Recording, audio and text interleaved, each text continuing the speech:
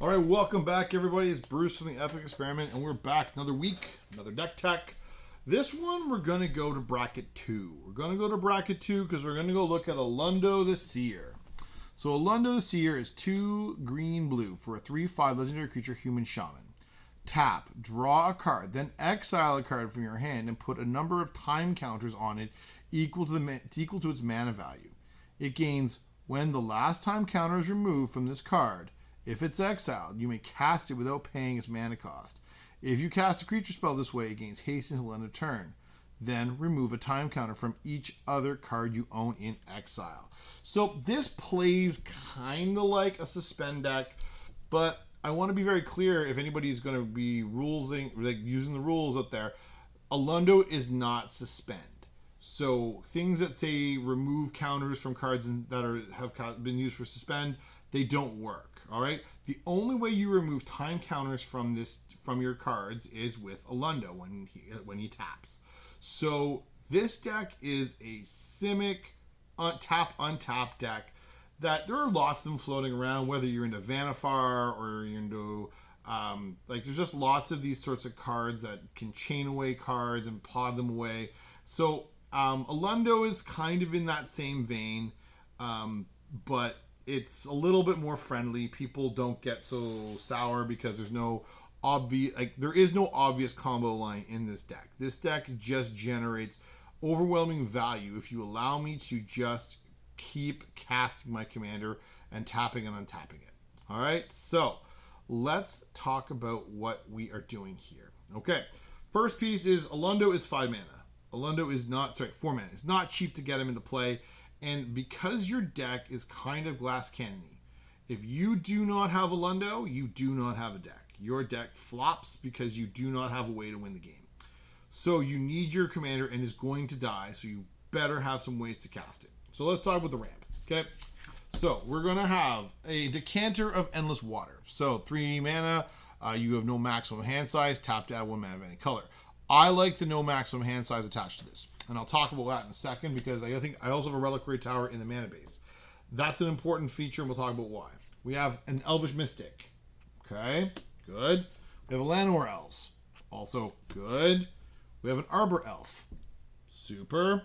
All good ramp targets. All right. We have a Nature's Lore. Okay. Now we also have a Skyshroud Claim. And we have a Sol Ring. Everyone loves a Sol Ring. Sol Ring goes in everything. Okay. Now, you say, well, Bruce, that's not enough ramp for your big old Simic pile. How am I doing it? Well, if you notice on Alaundo says you're going to draw cards when you tap him. So you starts by draw a card. What happens very quickly when you start using Alaundo is that you're actually going to find that your hand fills up.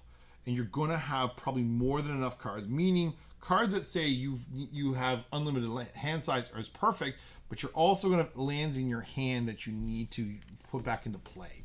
So Oracle of Moldiah, Case of the Locked Hothouse, Azusa the Lost but Sleeping, and Loot Exuberant Explorer all play really beautifully with this strategy because they allow you to make additional land drops. The more land drops you make, the better it is, because if you need to cast spells, you can, instead of relying on Alaundo. The way this deck usually plays is that you end up having a flurry of instant sorceries that untap him, or maybe creatures with flash, and then you're going to draw a bunch of cards and exile a bunch of things very quickly. So those are extra rampy style cards to help us get the lands from our hand back onto the battlefield. Okay, now let's talk about how we're untapping and tapping Alaundo. With what are we doing this? There are a lot of ways to do this. And I have got a giant pile of them here. Okay, let's talk about this. Corridor Monitor. 1 in a blue, 1/4 artifact creature. When Corridor Monitor enters the battlefield, untap target artifact or creature you control. So 2 mana, play it, untap Alaundo, get to do the thing again. Kiora, Behemoth Beckoner. 2 and a blue-green hybrid. Legendary Planeswalker Kiora with 7 loyalty. Whenever a creature with power 4 greater enters the battlefield, you draw a card. Sure, not really overly important. -1, untap target permanent. All right, Alaundo gets untapped. We have Bounding Krasis. Bounding Krasis, 1 blue-green for a 3/3 with flash. It's a fish lizard When Bounty Crowners enters the battlefield, tap or untap target creature. Excellent. Quirion Ranger, single green. Elf Ranger, 1/1. Return a forest card you control to its owner's hand. Untap target creature, activate only once each turn. So you're going to use that to untap Alaundo again. We have Retreat to Coral Helm. Whenever you play a land, you can choose one. You may tap or untap target permanent or scry one. Guess what I'm doing? I'm untapping Alaundo every single time. We have Irith, the Healing House. 2 and a blue, 1/4, legendary creature, human cleric. Tap or untap untap another target permanent. Tap it, untap 2 legendary creatures. So Alaundo and Loot, or maybe, who knows. We have, what else we got here? We got Benefactor's Draft. Benefactor's Draft. 1 and a green, instant, untap all creatures. Until you end a turn, whenever a creature an opponent controls blocks, draw a card. This is just you playing this for the untap ability. All right. We got a Breaching Hippocamp. 3 and a blue, 3/2 with flash, enters the battlefield, untap creature. Cool. Pestermite. 2 and a blue, 2/1, flash flying, untap target permanent. You get the theme here. Kiora, Master of Depths. 2 blue, green for 4 loyalty. Kiora, +1, untap up to 1 target creature and up to 1 target land. Well, that's all you really play this for. Like, if anything else, great, but you're going to +1 it to untap your Alaundo. Unstoppable Plan. At the beginning of your end step, untap all non-land permanents you control. That's super good, super busted. Because you have things like Kelpie Guy, 2 and a blue for a 2/2 beast. Untap another target permanent you control. Tap target permanent, activate only if you control 8 or more lands. So if you have Unstoppable Plan, you can use it to untap Kelpie and Alaundo and then get double the value off your Alaundo. All right, Boon of Boseiju and Shore Up are 2 instants that allow you to untap your thing. This one grants it hexproof. This one pumps it. Maybe you need to outgrow the Toxic Deluge. Who knows? Then we have Fate Stitcher. 3 and a blue, 1/2, zombie wizard. Tap. You may tap or untap another target creature. Another target permanent, and then unearth it for a single blue. We have a Tolarian Kraken. 4 blue for a 4/6 with Kraken. Whenever you draw a card, you may pay 1. When you do, you may tap or untap target creature. This goes ham. Now, it's not infinite, although you can come pretty well close with this in a bit. We'll talk about that one. We'll set that one aside. That one's a good one to talk about. Scrib Ranger, 1 and a green, 1/1, fairy with flash, flying, protection for blue. Return a forest you control to its owner's hand. Untap target creature.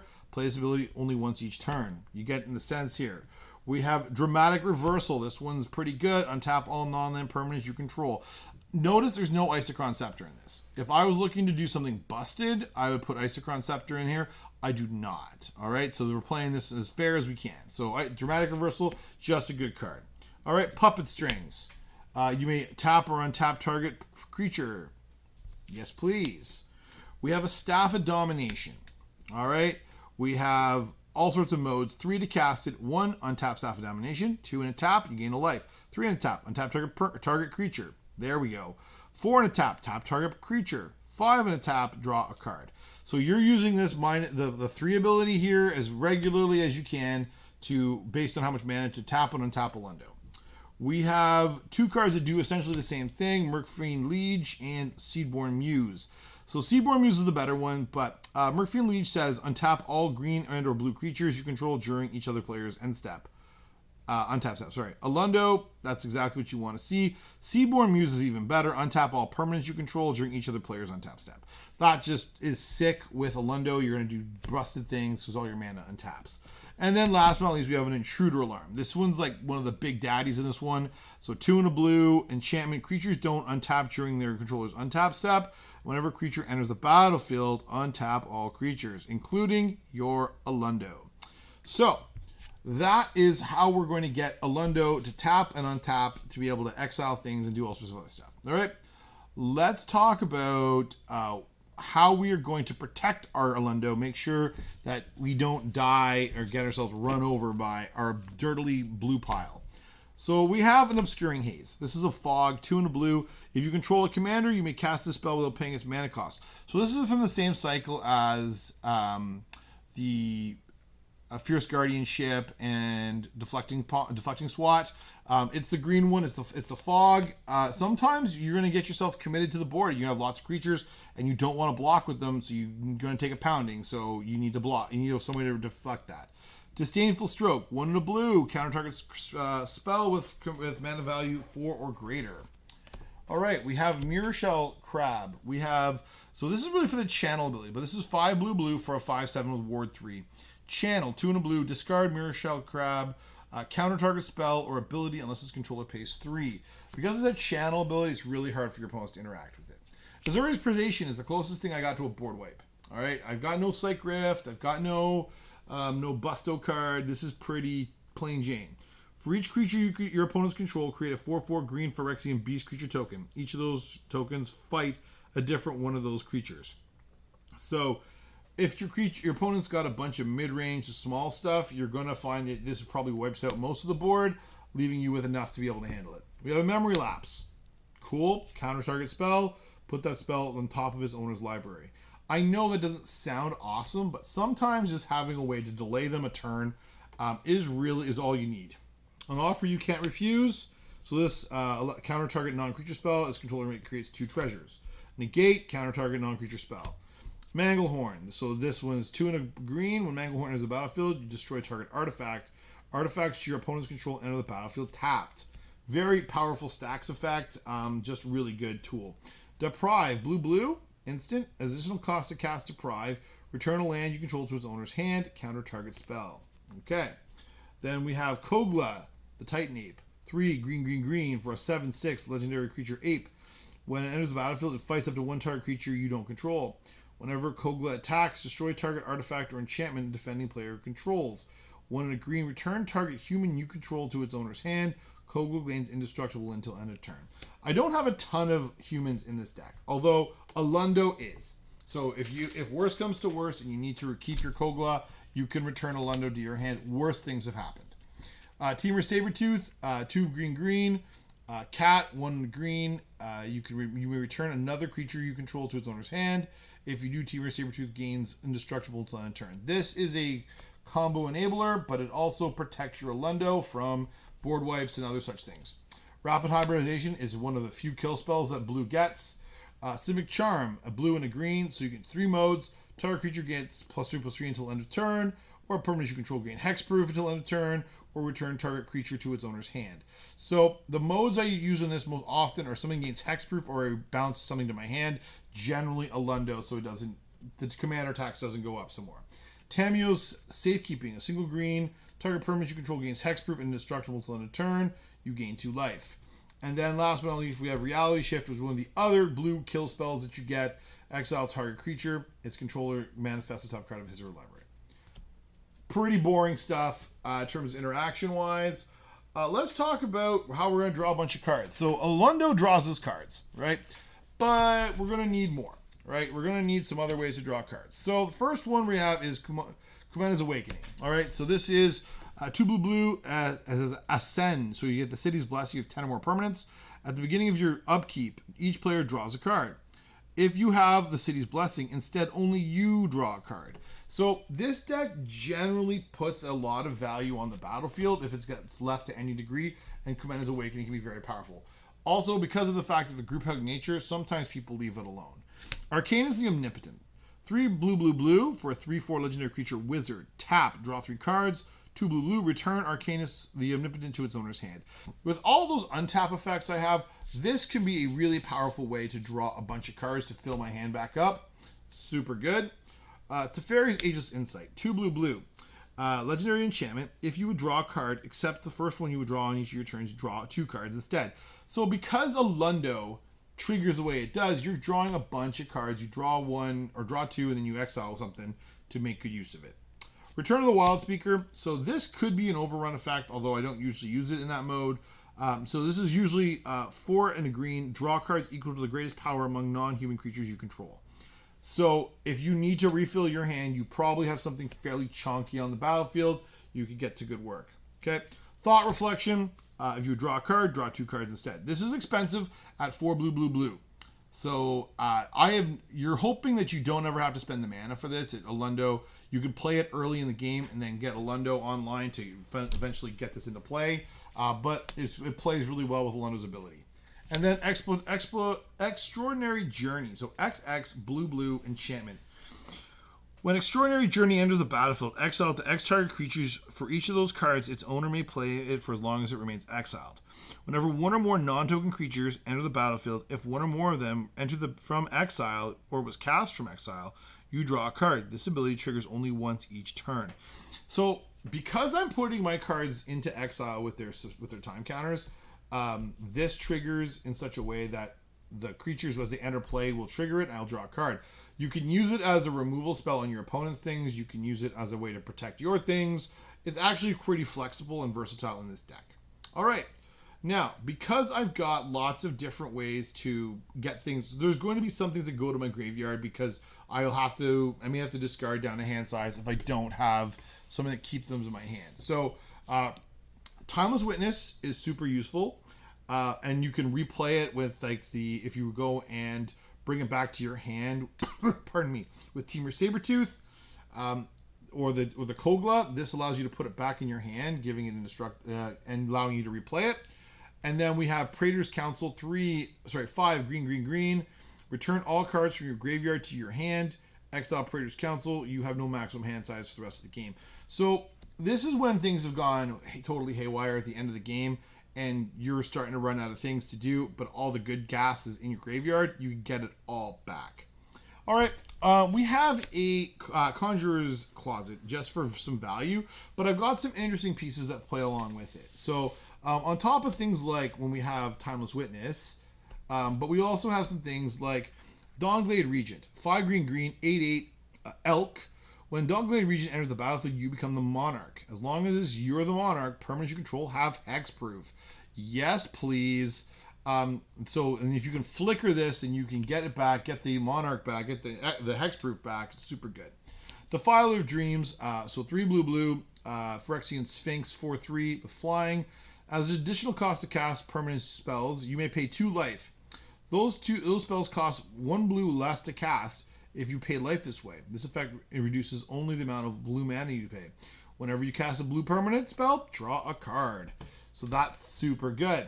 We have Hornet Queen. This is a great target with Conjurer's Closet because when it enters the battlefield, you make 4/1/1 green insect tokens with flying and death touch. This is a great way to slow your opponents down, make sure you don't die. Woodland Bellower, 4 green for a 6/5 beast.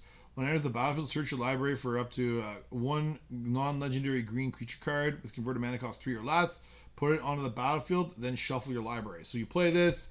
It usually is like Bounding Krasis or Scrib Sprites or something like that to put into play with that. So super useful things. All right, let's talk about this. These are how we are going to win the game. All right, let's bring that Tolarian Kraken back here a moment ago. All right, so we talked about Tolarian Kraken. Whenever you draw a card, you may pay 1. When you do, you may tap or untap target creature. So if you have a large amount of mana, you can draw your whole deck with Tolarian Kraken. So with not having a Deadeye Navigator, Peregrine Drake sort of combo line here, what you're going to do with the Seaborn Muse is you're going to use your mana and store it with your Crew Fix. Because Crew Fix allows you to store unspent mana as colorless mana, you can then save that up and use it with Tolarian Kraken to basically draw through your whole deck and just vomit everything onto the battlefield with the time counters. So super kind of like, it's not a combo per se because it is finite. It doesn't go infinite for sure, but it's definitely a thing that's interesting. Yisan the Wanderer Bard, 2 and a green for a 2/3 legendary creature, human rogue. 2 and a green, tap, put a verse counter on Yisan the Wanderer Board, search your library for a creature card with converted mana cost equal to the number of counters on Yisan, put it on the battlefield and shuffle. This plays very similar to Alaundo, where that if you tap it, untap it, start putting counters on it, then you start putting things onto the battlefield. It's a little expensive, but it's kind of a powerful tool. All right, Psychosis Crawler, so 5 mana, star, artifact creature, horror. Psychosis Crawler's power and toughness are equal to the number of cards in your hand. Whenever you draw a card, each opponent loses 1 life.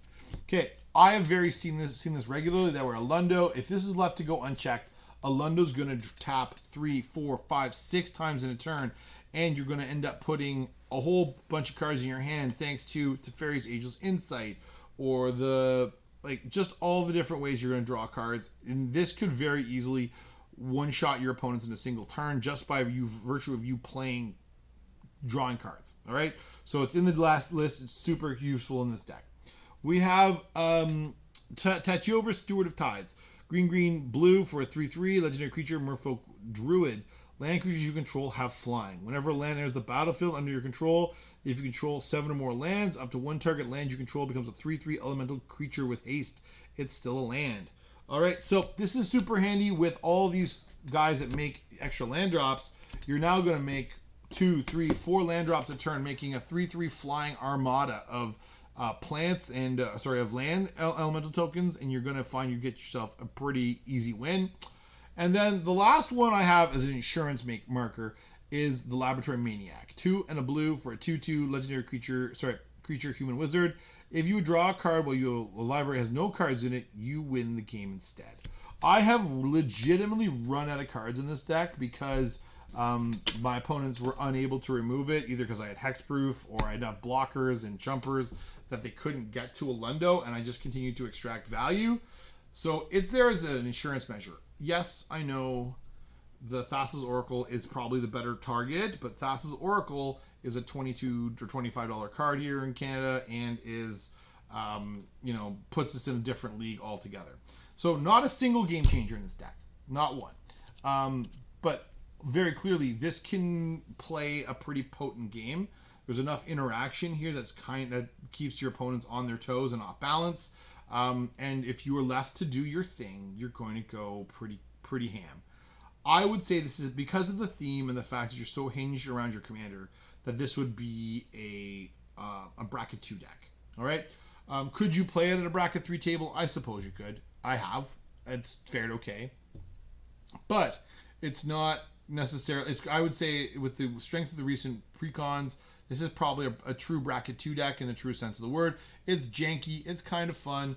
It's definitely around a theme. Just the theme happens to be one where Alaundo is the one that gives everything the theme instead of them coming with it inherently. So that's the deck. If you like it, the deck list is down below. You can check it out for yourself. See what you like. If you like any of our other deck techs, you can find them all here on the channel. Please like and subscribe. It goes a long way. We made 50 followers. We're trying to get to 100 for Labor Day at the end of the summer. But help us out. If you want to hear what we have to say on a weekly basis, our podcast link is in the show notes as well, so you can see what you're interested in checking out and hearing our weekly discussions. All right, so that's it. Alaundo the Seer is fun, janky, and certainly something that's going to be off the beaten path. So, thanks very much, everybody. Talk to you next week.